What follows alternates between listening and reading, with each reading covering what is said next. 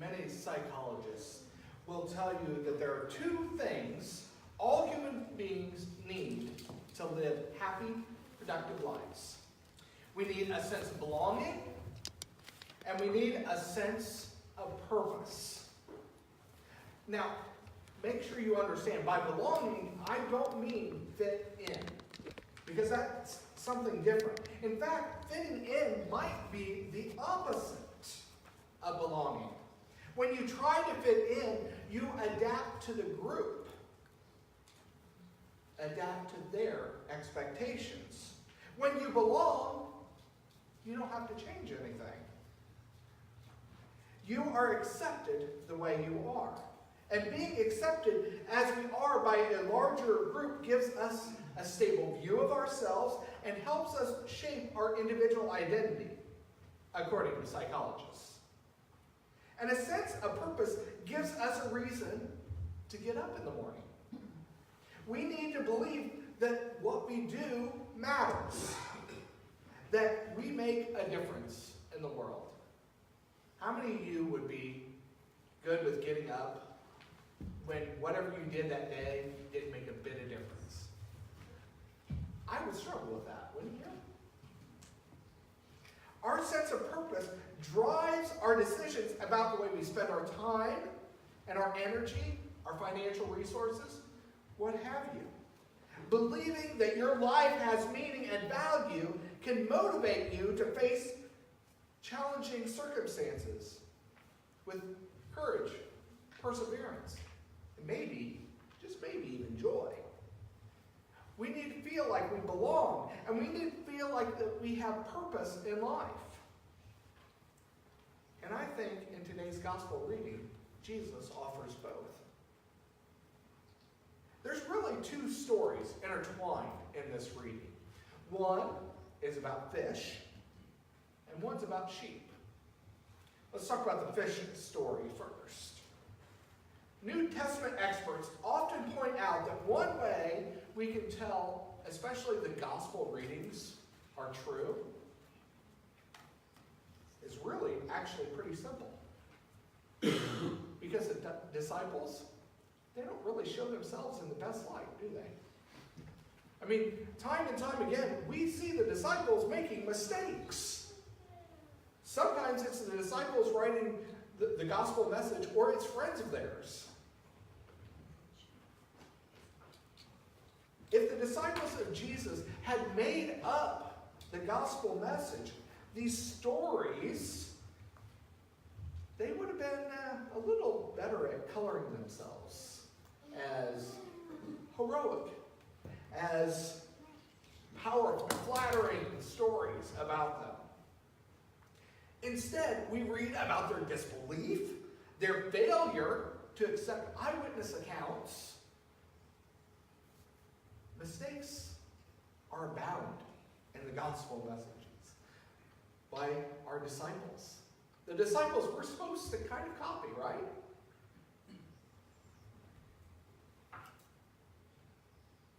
Here we are. We see the disciples who are struggling. They just don't know what to do. They can think of nothing else to do. So Peter says, I'm going to go fishing. Kind of an odd response, wouldn't you say? But they go fishing. Peter says, I'm going fishing. The rest of the disciples says, all right, we'll go with you. And they spend all night fishing and catch nothing. Absolutely nothing. And we have to remember that the disciples, some of them were expert fishermen. This had been their careers. They were pros. And even after a long night of casting their nets, they come up empty. Now it's morning. The sun hasn't come up yet. But in the gray light of early dawn, they see something. Even though they had caught no fish, they could tell that someone was up on the shore, maybe cooking fish on the rocks. They aren't very far from shore, and the person cooking calls out, "Children, You haven't caught anything, have you? No, they answer. And the guy responds with, well, try throwing your net off the other side of the boat. Kind of a stupid idea, isn't it? Especially for expert fishermen. If the fish were on this side, they're not going to be on this side. But they try it anyways. Suddenly, the net is full of fish. Large fish. 153 different larger fish.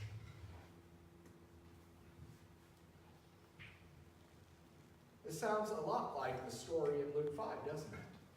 At the very beginning of Jesus' ministry, when Jesus climbs into Simon Peter's boat to put some space between himself and the crowd,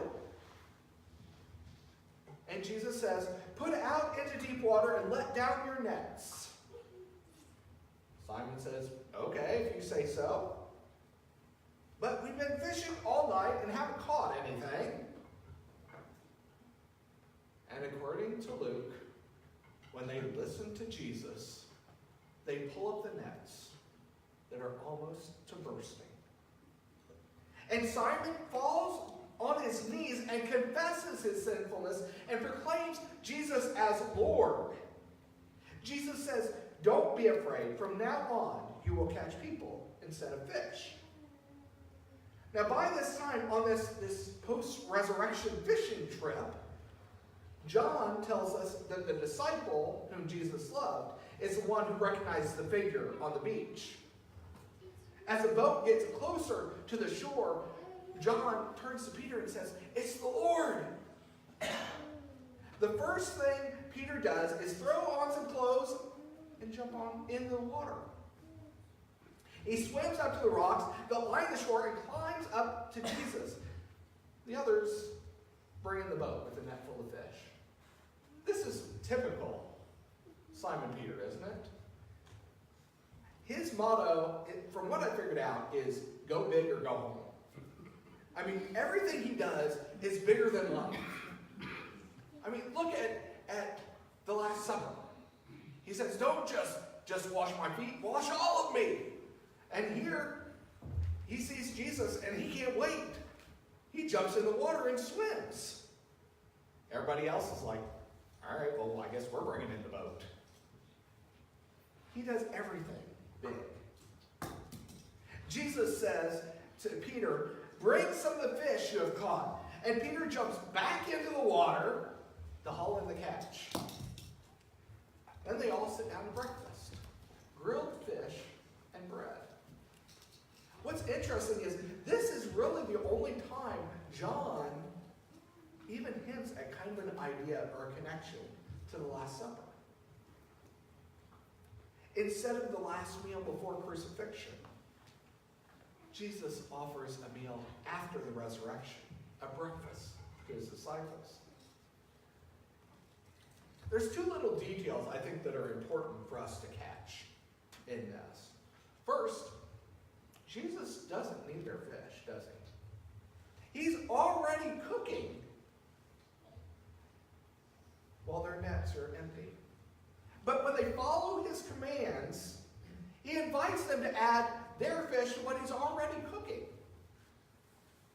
Jesus uses our God-given talents and adds them to the work he's already doing in our lives. He invites us to share in the feast he's prepared, using whatever gifts we bring him. Second, when the expert fishermen have come up empty using their own methods, remember, these guys are pros, but yet Jesus gives them a simple command to change the way they do things, and they're suddenly blessed with an abundance. Now, something that I've always been very intrigued by with this reading is it makes a point of saying how many fish that they brought up. 153. It's very distinctive. It actually, any translation you see, it says 153 fish. Now, if you're like me, I'm curious. I want to know why this is. And there are literally books written about this single event. Who really knows for sure? The most commonly accepted interpretation of this number comes from the 4th century theologian Jerome, who writes that there are 153 different species of fish known in the 1st century of Galilee. The net wasn't just filled with 153 fish, but 153 different kinds of fish, symbolizing the extent to which fishing for people will go to the whole world. Now, I don't know if Jerome is right or not. I think that's a neat idea. I like that idea, that interpretation. But one thing is for certain. The net was empty all night long as the fishermen tried their tried and true fishing techniques. But when they followed Jesus' direction to do things differently, the net was full of large fish and it didn't break. Their capacity to catch fish grew with their obedience. I think that's something we can learn from the disciples, isn't it? Now, after the breakfast, Jesus and Peter go for a walk down the beach. And they have a short, but it seems like repetitive conversation, don't they? 3 times, Jesus asks, Simon, do you love me? And 3 times, Simon answers, yes, Lord, you know I love you. Each time, Jesus responds with a command to care for his sheep. Feed my lambs, tend my sheep, feed my sheep. It's easy to see the connection between Peter's earlier 3 denials and 3 professions of loyalty and devotion that happen right here. It's also easy to see why Peter is hurt when Jesus asks him a 3rd time, do you love me? Peter you almost wonder, I have teenagers. I almost wonder if Peter almost gave Jesus the sigh. Any of you who work with teenagers or have teenagers, you know what I'm talking about. You know the sigh. Yes. You know everything, Lord. You know that I love you. What might not be so easy to see is the way that Jesus draws Peter into a new relationship through this short conversation. Keep in mind that when Peter was in the high priest's courtyard, he didn't deny the divinity of Jesus or say that he wasn't the Messiah. He never says that. What Peter denied was his own relationship to Jesus. When he's asked twice, you're one of his disciples, aren't you? Peter says, I am not. And when he is challenged a 3rd time, he denies knowing Jesus at all. So now, as they walk together beside the lake, Jesus not only restores that relationship, but creates a new one between himself and Peter. By the 3rd time, he questions. He's asking Simon Peter, he's asking for more than a general compassion or affection. Jesus asked Peter, do you love me like a brother? You claim me as a friend. Can I claim you as a friend? I think Peter's distress is almost as important as his words. You know everything, Lord. You know I love you. You know all my failings. You know all my weaknesses. You know all my sins. If you still want me as a friend, I want to be that friend for you. Feed my sheep, Jesus tells him. Now, up to this point, Jesus had portrayed himself as a good shepherd, as the good shepherd. And now, what's he saying to Peter? He's entrusting Peter with his flock. It isn't important that sheep have replaced fish, but shepherding has been added to fishing. Jesus ends the conversation the same way he began his relationship with Peter and the other fishermen, back at the start of his ministry. Follow me, he says. Follow me. Jesus calls each one of us. Follow me. Whether we're fishing or herding sheep, follow me.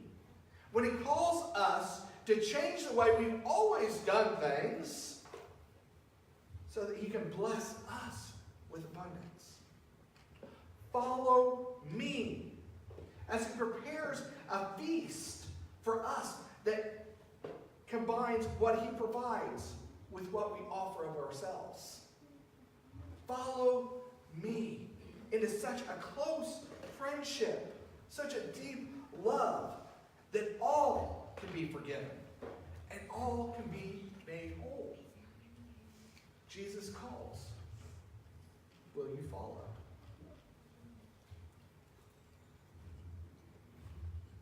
Today we have a communion. It's a way for us to solidify that connection, to draw us even closer. I do want to share something here. Yesterday was May 4th. Any of you know the significance of May 4th? Come on. It's Star Wars Day. I had an Episcopal pastor friend who shared with me one of their prayers that has actually been, it's not official, but it's actually been called the Star Wars prayer. So it's actually apt for Communion Sunday. So if you'd all bow your heads, I thought I'd share it with you. God of all power, ruler of the universe, you are worthy of glory and praise. Glory to you forever and ever. At your command, all things come to be. The vast expanse of interstellar space, galaxies, suns, the planets and their courses, and this fragile earth, our island home. By your will, they were created and have their being. From the primal elements, you brought forth the human race and blessed us with memory, reason, and skill. You made us the rulers of creation, but we turned against you and betrayed your trust, and we turned against one another. Have mercy, Lord, for we are sinners in your sight. Again and again, you called us to return. Through prophets and sages, you've revealed your righteous law. And in the fullness of time, you sent your only Son, born of a woman, to fulfill your law, to open for us the way of freedom and peace. By his blood, he reconciled us, and by his wounds, we are healed.